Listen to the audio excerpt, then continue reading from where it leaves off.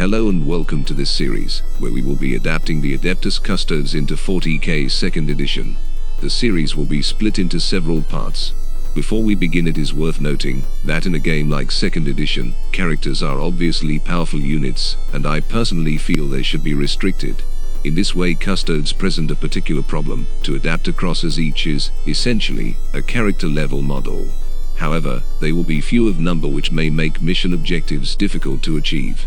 It may be that Custodes won't work as an army unto themselves, or they should be restricted to allies only. Without playtesting, it is hard to say. I decided to keep the initial list as simple as possible, excluding special characters and Forge World units, as well as the Sisters of Silence for the time being. This part will look at the general rules, statistics and weapons. Part 2 will look at the war gear and characters section of the army list. Part 3 will look at the squads section, and Part 4 the support section and conclusion. Here is an overview of the rules and units I have adapted across. As you can see, the army list only consists of 9 units. As for their rules, I have included some for background reasons and others for game reasons, though you may decide to alter them or cut them entirely. The first is the same rapid fire rule that applies to Space Marines.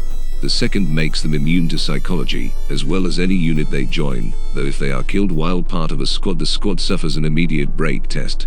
This rule is more if they're taken as allies, where a Custodes squad may be bought, and each member assigned to a unit. I feel it's important to distinguish them as individuals.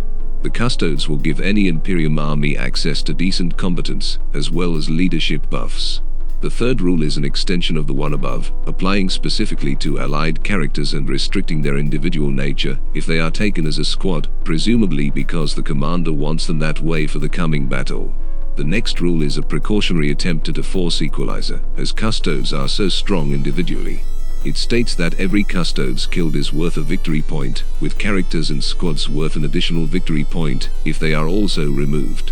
The final rules gives all Custodes the chance to nullify any enemy psychic powers that target or affect them on a 5+, and the From Golden Light rule can be used to teleport Terminator armored Custodes units, but you have to pay an additional half the units or models' total points cost for it. I've also given them a slight buff in this area, allowing them to re-roll either the scatter dice or a single d10. I have also chosen to ignore the martial kata rules, as in 2nd edition most armies are fairly basic, though it could be revisited.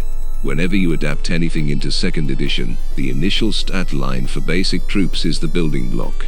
With the Custodes, they are described as equal to the elite of other forces. This would put their weapon and ballistic skills at 5, in line with Space Marine veterans. However, Wolf Guard squads have a weapon skill of 6, and I thought it apt that the Custodes would have a higher weapon skill, though you may wish to reduce it to 5, along with the Wolf Guards. In 9th edition, the Custodes have a 4+ invulnerable save due to their Aegis of the Emperor ability. Instead, I decided to combine a 5+ invulnerable save with their armor, as it is said to have refractor technology, while their basic armor save is a 2+ on a single d6. They also have access to Terminator armor, again with a 5+ unmodified save. In 2nd edition, energy field saves are taken before basic saves, and only a single energy field may be used at any one time. The points costs for statistics are always without war gear, weapons and armor. All told, a typical Custodes with a Guardian Spear is costed at 82 points initially. The weapons list is my initial stab at adapting their armory across into 2nd edition. Guardian Spears are essentially a cross between a power sword and axe, with a strength of 6 and a -2 saving throw modifier, with a bolter attached. As the Custodes are so skilled with these weapons, they can also be used to parry. The remainder of the weapons are fairly straightforward, based on current weapons, and just modified slightly. Castellan axes are stronger versions of power axes, for example. I'm currently toying with the idea of a sweep attack rule, but don't think there's an existing rule to base it on.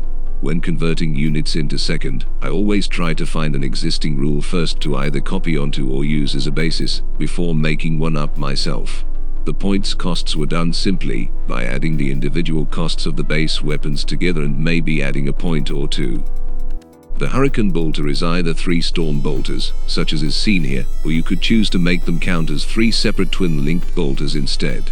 Twin-linked bolters roll to hit once, but make 2 separate rolls to wound, while sustained fire weapons roll to hit, and then roll the sustained fire dice. There is nothing too revolutionary here. Flak-based missiles are generally anti-air weapons, so would get a +1 bonus to hit jet bike units or anything that flies, such as Tyranid gargoyles. Against ground targets you may wish to give it a -1 to hit, while the interceptor lance causes D3 wounds on the charge.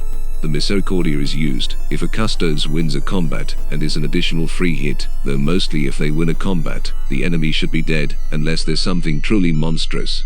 That concludes our initial look at Adeptus Custodes in 2nd edition. Thanks for watching. Please like, subscribe and comment for more 2nd edition content. Praise be to the Captain General.